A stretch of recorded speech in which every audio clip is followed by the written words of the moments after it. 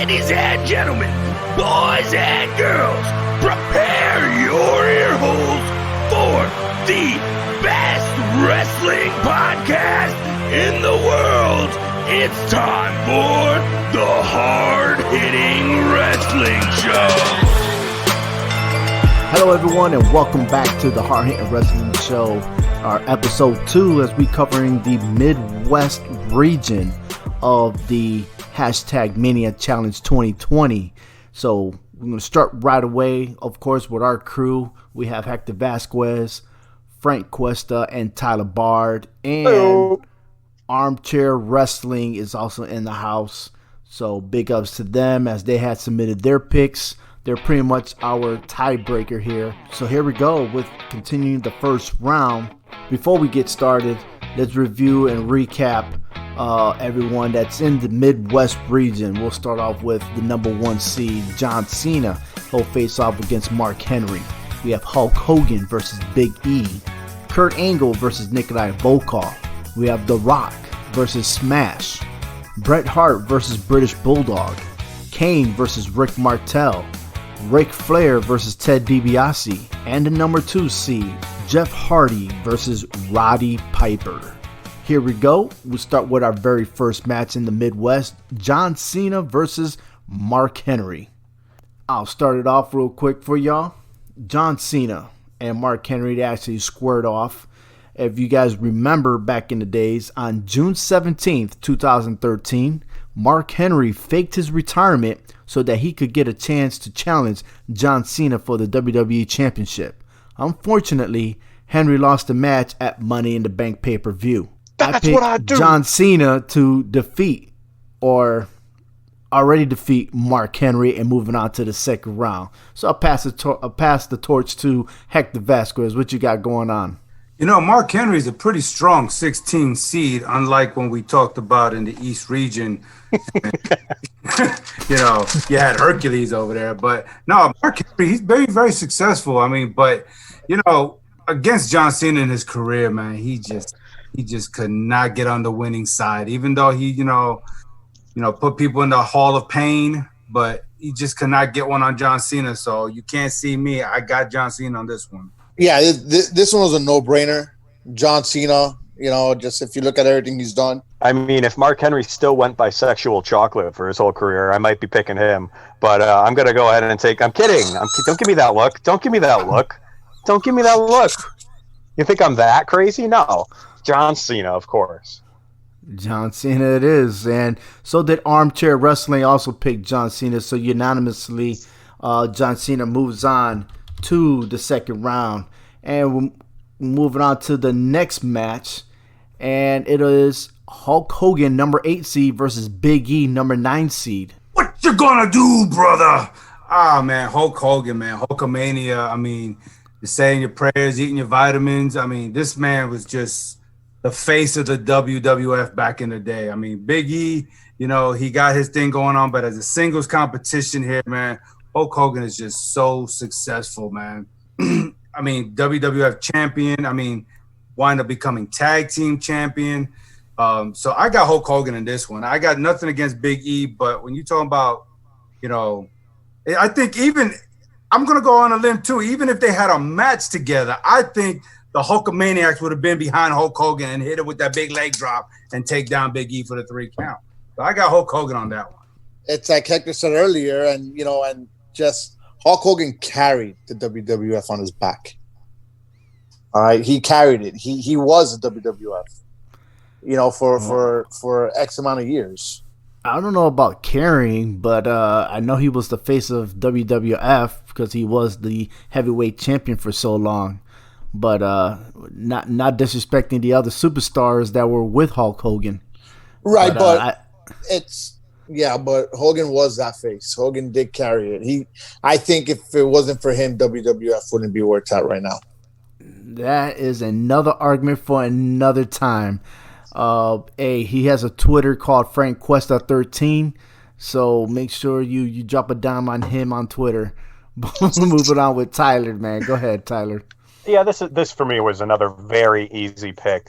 Although Big E has had his accomplishments in the WWE, and I love Big E, I think it's time for him to get another push for a main title.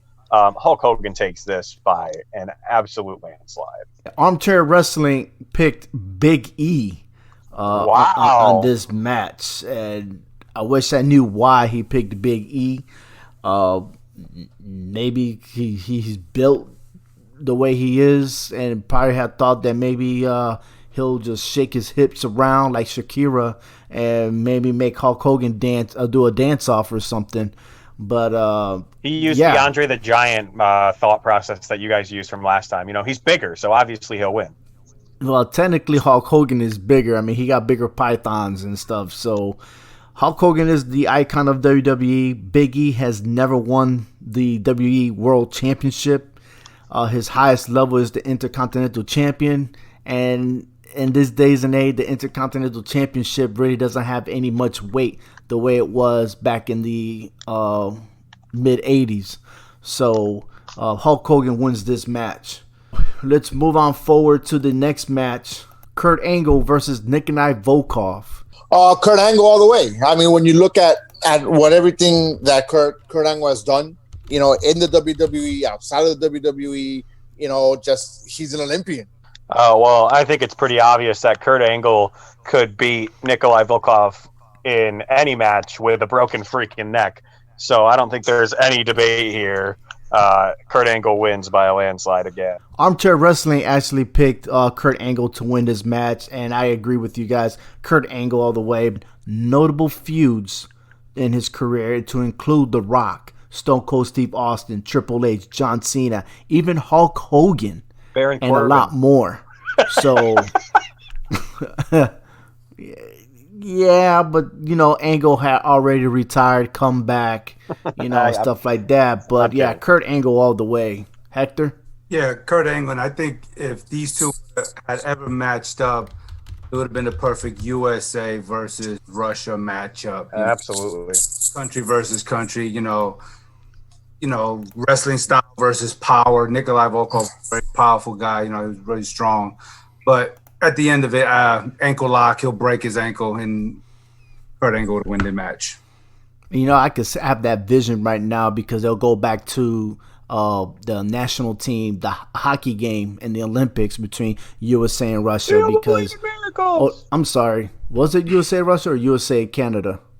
No, it was Russia. I think it was Russia. USSR versus the men's national hockey team, US. Yeah. Yes, right. There's a video game on that. Okay. Do you believe in miracles? But hey, unanimously, Kurt Angle wins and goes to the second round. Now we have The Rock versus Smash, number 4 seed versus number 13 seed. Again, this is one of those ones where it's like The Rock versus local talent. It's like, come on, like there's no competition here. The Rock is one of the greatest in-ring performers of all time. I might even give him the best in-ring performer of all time, the best speaker on the microphone behind maybe Paul Heyman. So this guy is one of the best to do it. He will continue to be in the top 3 wrestlers of all time, probably for as long as we're alive. Armchair Wrestling picks The Rock, so he agrees with your statement.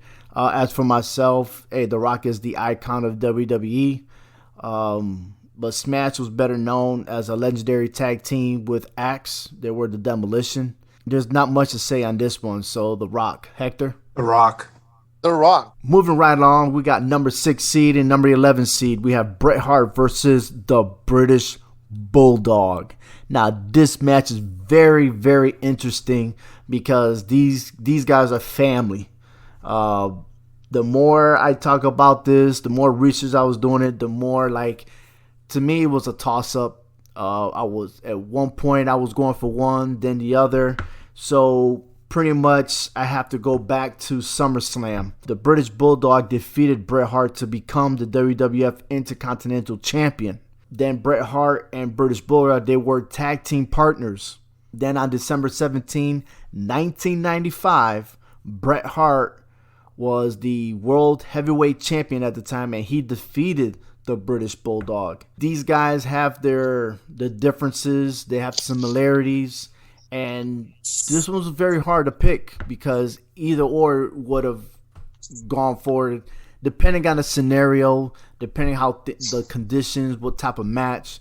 But I had to narrow it down to Bret Hart as the winner. Yeah, they had some good matches when they faced off against each other in singles and even in tag team matches. They kind of matched up pretty good with each other. But at the end of it, Bret Hart had the better successful career than the Bulldog. So Bret Hart in this match. Yeah, I also took Bret Hart. I mean, they went at each other. They were pretty even, and I had a hard time just going through, who would move on. But at the end of the day, Bret Hart, it's the best there is, the best there was, the best there ever will be.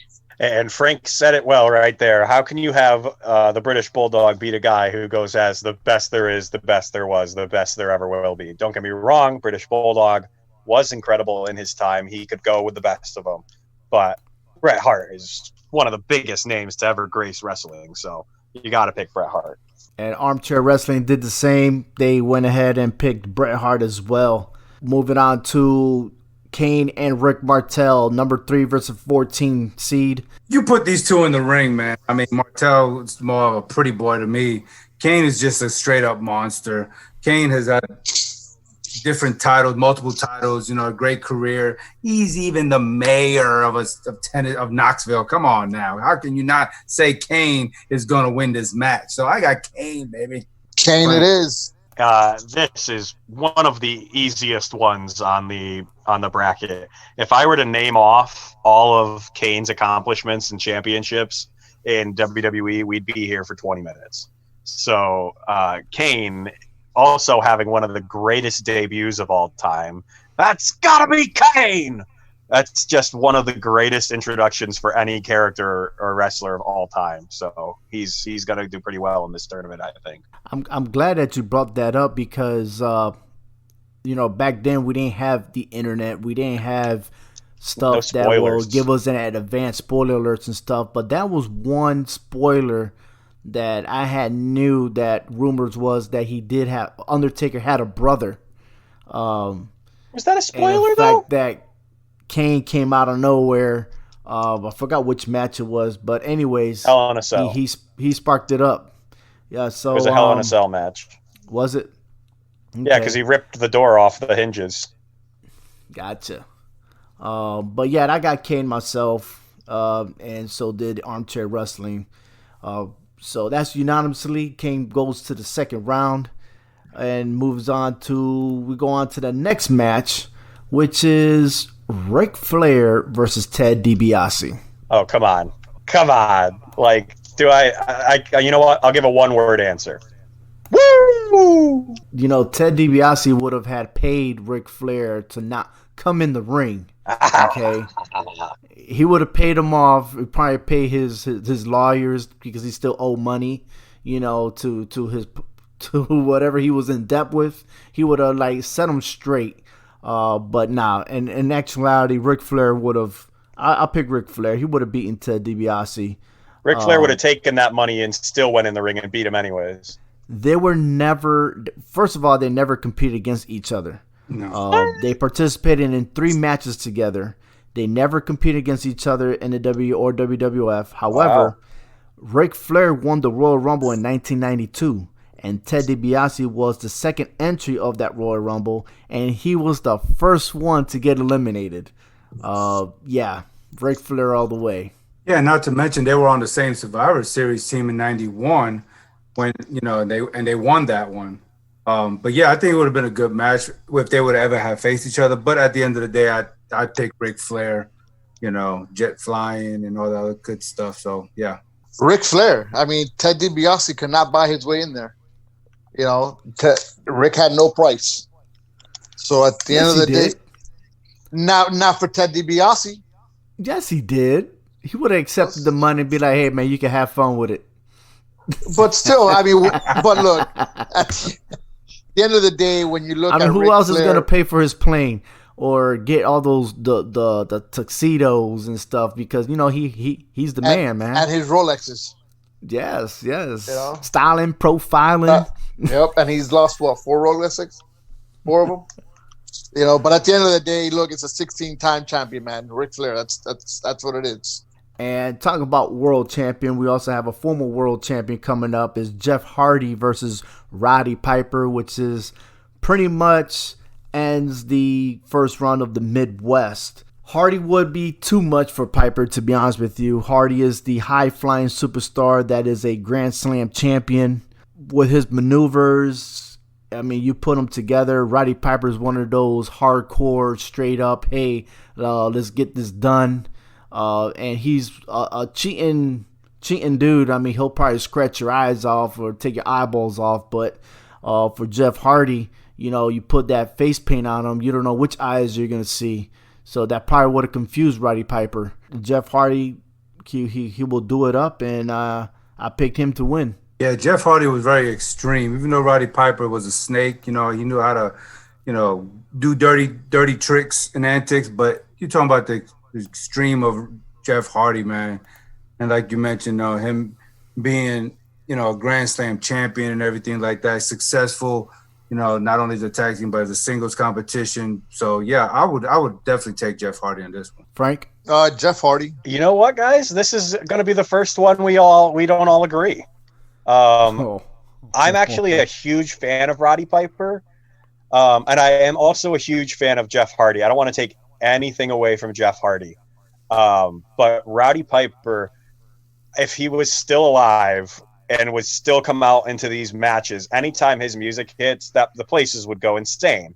And Jeff Hardy, to me, has kind of lost his luster a little bit, where Roddy Piper will always be the same character, the same. Everyone loves Roddy Piper.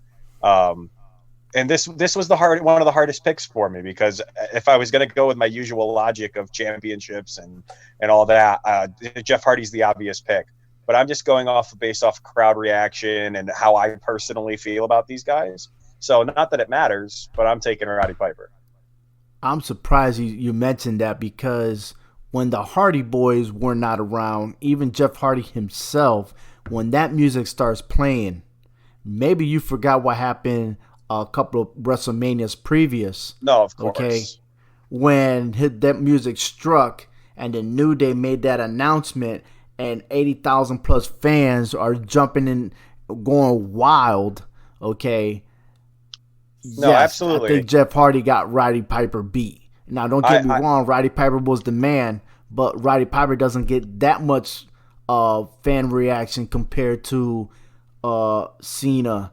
No, I don't know, man. Hulk I'm looking Hogan, at the 2008 Rock, Royal Stone Rumble. Cold, Look at the 2008 Royal Rumble at the Garden, where Superfly came out and people were going super nuts about that. And then the next person out was Roddy Piper. And that place, literally, the top almost blew off of that place when Roddy Piper came out, ripped his leather jacket off, is swinging it around over his head. And this guy's like probably in his mid 60s to late 60s at that time. He's just one of those electrifying stars who I just will always have a fond spot for in my WWE heart. But hey, this concludes our first round of the Midwest. Man, this episode went pretty fast. That was much easier. Yeah, much easier than the Andre the Giant on the last episode. Don't bring that up. I got you. Not as controversial as the Macho Man Randy Savage. But hey, it'll be interesting because it's going to get a lot harder for round 2 in the Midwest. Oh, yeah. And to recap everything that's going to happen for the Midwest in round 2, we have John Cena versus Hulk Hogan. We have Kurt Angle versus The Rock. Bret Hart versus Kane. And Ric Flair versus Jeff Hardy.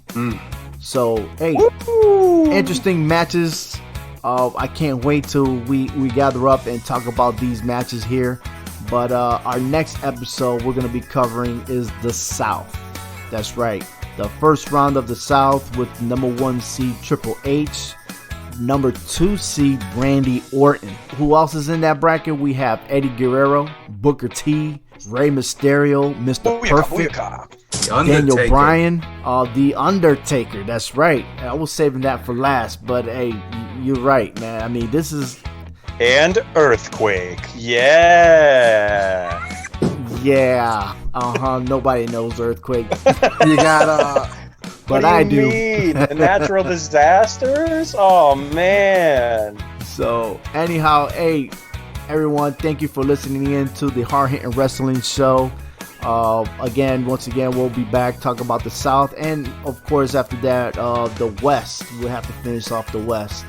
But thank you for listening in. Update your brackets, and we'll let you know who's in the lead after we cover all 4 regionals first round. So on behalf of Clovercrest Media, the Hard Hittin' Sportscast, this is Ovi Muniz along with Hector Vasquez, Frank Cuesta, and Tyler Bard. Thank you for listening. Until next time, this is the Hard Hittin' Wrestling Show.